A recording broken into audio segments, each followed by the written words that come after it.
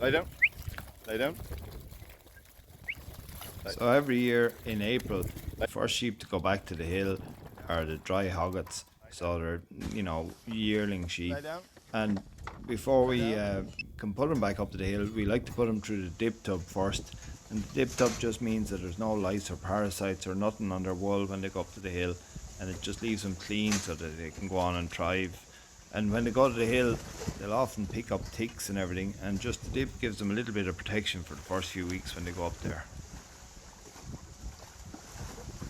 This is not a great setup we have here. This is my brother Dermot's yard, and it's only set up to cater for about 200 or 300 sheep, so it's not the most efficient system. Years ago when we had a lot of sheep, we had a really good outfit, and you'd be able to dip 1,000 jaws on your own in a day.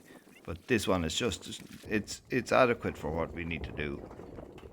I have about 60 or so hoggets here, so I just count out 30 for to put on one deck, and then I'll leave the other 30 for the bottom deck. So I'll go on with this 30 or 28 or whatever's in it, and we'll put them up in the top deck. In fairness to Dermot, he has this yard quite well laid out that sheep sort of flow around in it, and this is his way of loading the trailer here, and I find it's really good. I think Temple Grandin or somebody sort of recommends this kind of setup where sheep run around the corner and up into the trailer. You'll see it here when I load the bottom deck now in a second. So I'll just fasten these in on the top first, and you'll see them coming around now into the bottom one. So it's like the stock flow much more willingly around the corner and into the trailer when it's set up like this.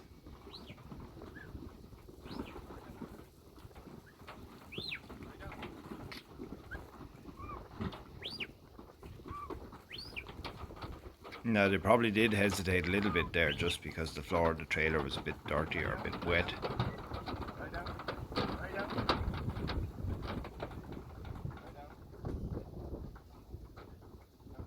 This is a right bit of a trailer because you get probably 30 on the top and 30 on the bottom.